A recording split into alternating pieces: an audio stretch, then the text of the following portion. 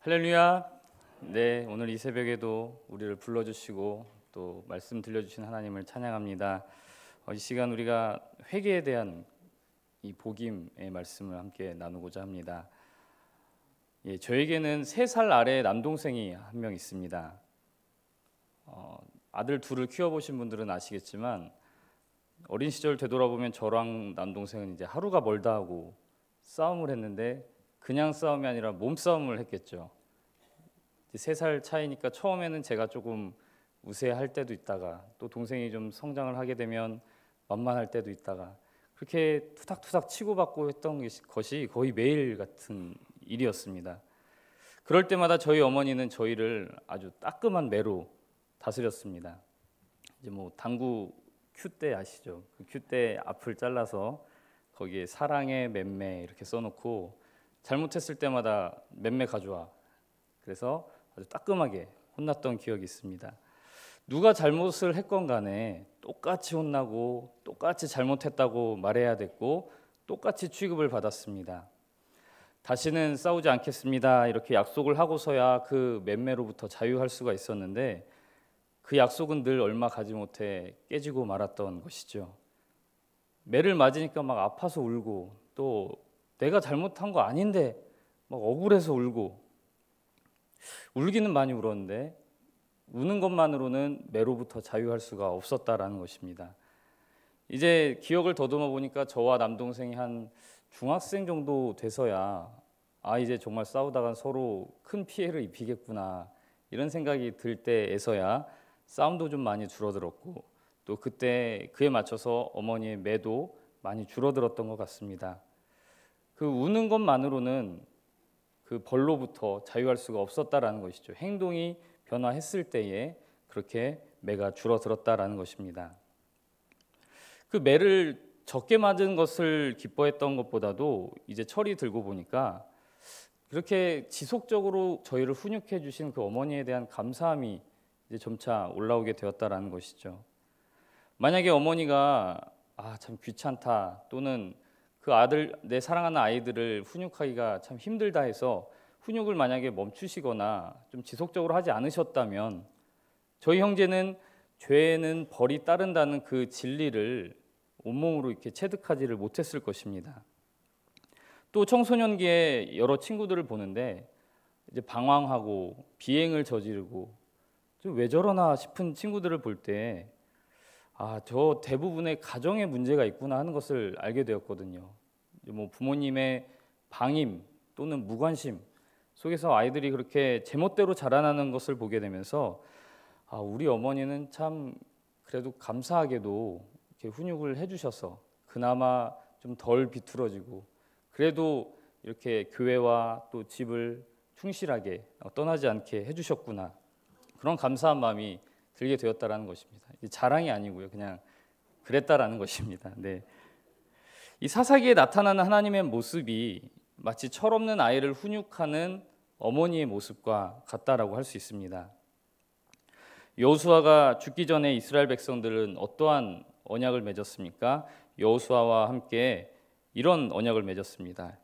우리 하나님 여호와를 우리가 섬기고 그의 목소리를 우리가 청종하겠나이다 라고 여호수아와 굳게 언약을 맺고 또 큰 돌을 세워서 세겜에 기념비를 만들었습니다. 그러나 사사기 1장부터 삐걱거리기 시작합니다. 이 언약이 제대로 지켜지지 않았다라는 것입니다. 여호수아까지는 하나님의 말씀에 따라 그 여호수아라는 지도자를 따라 가나안 땅을 정복하고 그 땅을 배분하고 우리가 하나님만 섬기겠노라 오직 나와 내 집은 여호와만 섬기겠노라 그러한 여호수아의 모습을 볼 수가 있는데 그 24장에서 여호수아 24장에서 사사기 1장 한 장만 넘어가면 그 모든 언약들이 조금씩 변질되는 모습을 볼 수 있다는 것입니다. 사사기 1장부터 이스라엘은 정복 전쟁을 펼치지만 일부 자신들에게 주어진 땅을 정복하지 못하는 모습을 보게 됩니다. 여러 이유가 있습니다.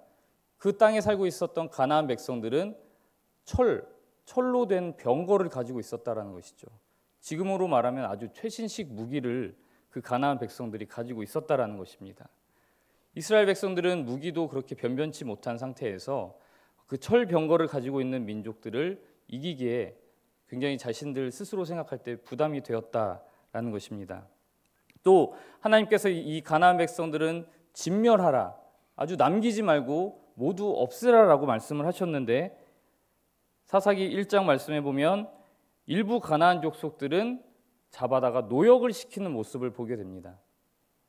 진멸하지 않고 자신들을 위해서 일을 하게 만들었다라는 것입니다. 이러한 모습 때문에 하나님이 걱정하신 대로 이스라엘 백성, 그 하나님의 성민들과 또 가나안의 그 우상 숭배하는 민족들이 점차 섞이게 되는 모습을 사사기 1장에서부터 볼 수 있다라는 것입니다. 그 모습을 보신 하나님께서는 오늘 2장에서 여호와의 사자를 보내십니다. 그리고 이스라엘 백성들을 책망하시면서 이제 가나안 족속들을 쫓아내지 않겠다 말씀하십니다. 그리고 그들이 너희 옆구리에 가시가 될 것이며 또 그들의 신들이 너희에게 올무가 되리라 말씀을 하십니다.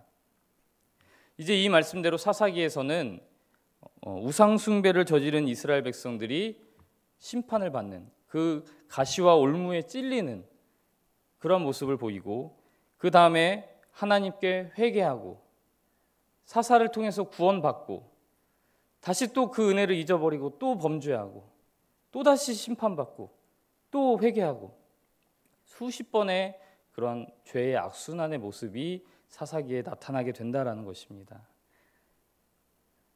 그것은 수십 번의 일일 뿐만이 아니라 세월적으로도 수백 년의 시간 동안 계속해서 죄를 범하고 또 심판받고 회개하고 다시금 은혜를 받아 구원받고, 이러한 순환하는 모습이 앞으로 사사기에서 계속 나타나게 된다라는 것입니다.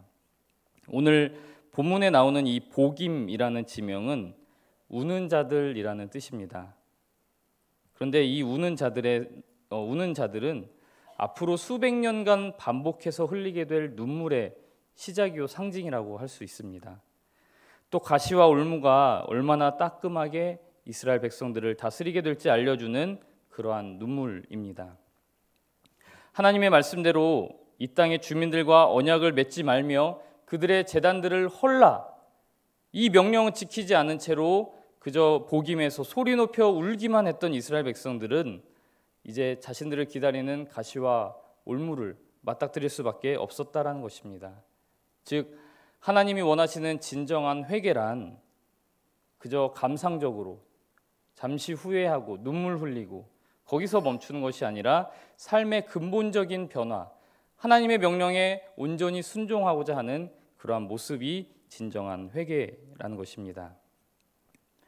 그런데 여기서 우리는 이스라엘 백성들을 바라보면서 이런 생각을 가질 수가 있습니다. 아니, 이스라엘 백성들은 어쩌면 그렇게 불순종을 할까? 하나님께서 기적도 많이 베풀어 주시지 않았습니까? 홍해를 갈라주시고 또 요단강도 갈라서 건너게 해주시고, 또 이길 수 없을 것만 같았던 그 많은 민족들을 다 이스라엘 손에 붙이셔서 정복하게 하셨는데 어째서 이렇게 거역을 했을까? 과연 이스라엘 백성들이 아주 특이하게 심장이 강해서 아주 강심장이라 하나님을 거역했던 것일까요? 아니면 그들이 특별히 어리석고 연약한 민족이어서 하나님의 말씀을 거역한 것일까요? 그렇지 않습니다. 이것은 인류 공통의 문제다라는 것입니다. 에덴 동산에서의 아담과 하와의 모습을 우리가 살펴볼 수 있습니다.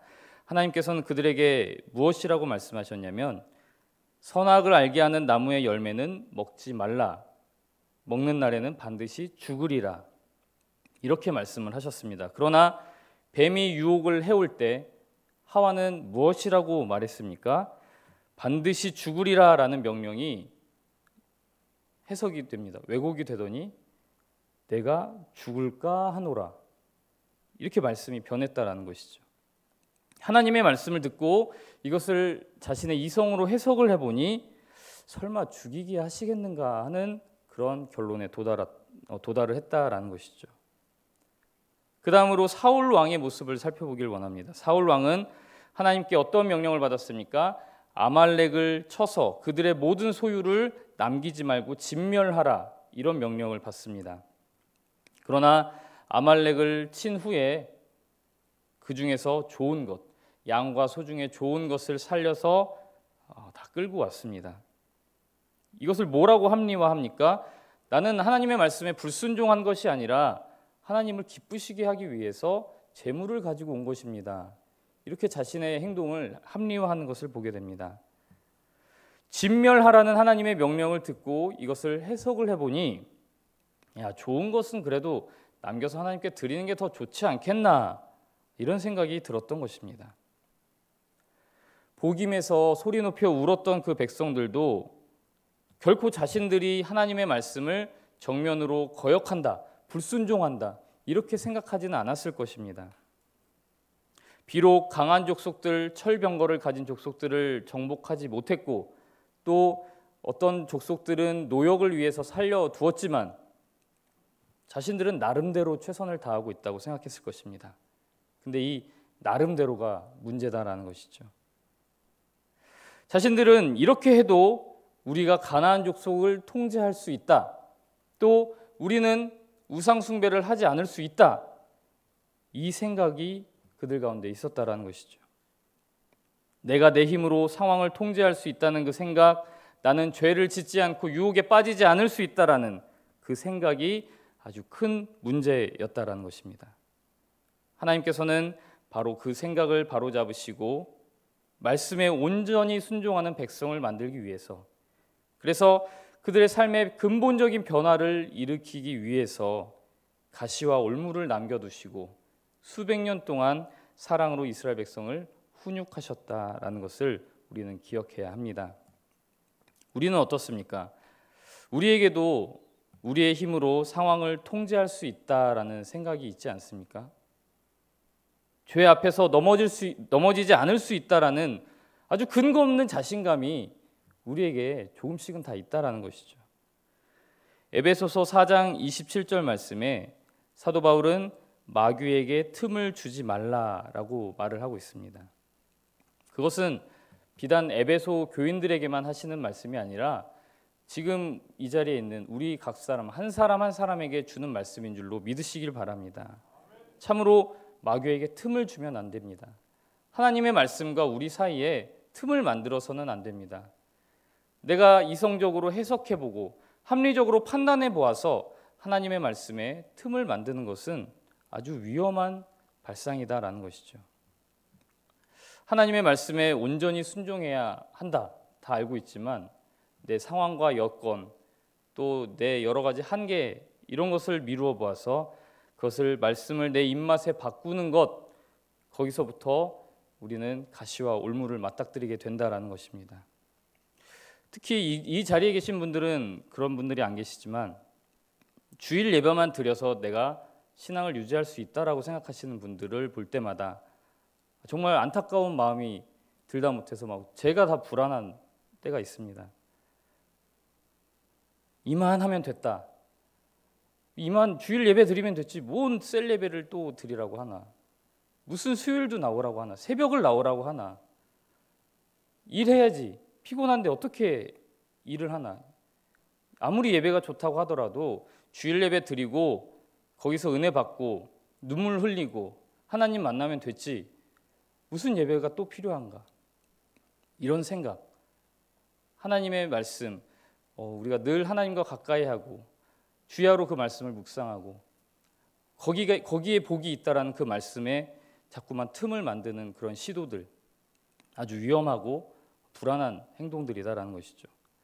여러분도 그 백조라는 새가 호수 위에 우아하게 떠 있기 위해서는 그 물 밑에서 얼마나 발을 막 치열하게 움직이는지 다 그 얘기는 들어보셨을 것입니다. 우리도 세상이라고 하는 이 바다에 떠 있는 그런 백조들 같습니다. 세상이라는 이 바다에 가라앉지 않고 우리가 떠 있기 위해서는, 우리가 신앙을 그 위에서 지키기 위해서는 필사적인 몸부림이 필요하다라는 것입니다. 하나님의 아들 예수 그리스도조차도 하나님께 매일 기도했습니다. 그 악한 죄 파도가 많은 그 바다 위에서 떠 있기 위해서, 하나님께 더 가까이 가기 위해서 예수님은 쉬지 않고 기도하시고 무엇을 하든 하나님께 묻고, 또 심지어 겟세마네 동산에서 그 십자가를 앞두고 기도하실 때에는 땀방울이 핏방울 되도록 기도하시는 모습을 보게 됩니다. 쉽게 하시지 않았습니다. 어차피 십자가 지게 될 건데 뭘 기도하나, 이런 생각하시지 않았다라는 것이죠. 하나님으로부터 멀어지고 하나님과의 그 사이에 틈이 벌어지는 것을 예수 그리스도는 용납하지 않으셨다라는 것입니다. 그리고 우리에게도 그렇게 할 것을 몸소 그 겟세마네 동산에서의 처절한 기도를 통해 보여주셨다라는 것입니다. 그런데 우리는 어떻습니까? 우리가 하나님의 아들입니까? 우리가 믿음이 그렇게 좋습니까? 그런데 우리는 이만하면 됐다라는 생각에 자꾸만 잠식이 된다라는 것이죠. 내가 이 정도 예배 드리고 이 정도 기도하면 된 것 아닌가, 그런 생각이 자꾸만 우리를 찾아올 때가 있다라는 것입니다. 별일 없이 무사히 지나고 있으니 뭐 이 정도면 하나님의 복 받은 것 아닌가, 그렇게 생각하고서 조금씩 하나님과의 사이에서 틈을 만들려는 그럴 때가 있다라는 것이죠. 하지만 하나님께서 우리에게 주신 복은 그저 무사하고 태평하고 그런 상태를 말씀하시는 것이 절대 아닙니다. 최선을 다해서 믿음의 경주에 임할 수 있는 것이 진정한 복인 줄로 믿으시길 바랍니다. 우리가 말과 혀로만 회개하는 것이 아니라 행함과 진실함으로 회개를 해야 할 줄로 믿습니다. 감사하게도 우리 교회는 이제 4월을 맞이해서 복임에 있는 그 이스라엘 백성들처럼 새롭게 결단할 수 있는 기회를 얻게 되었습니다.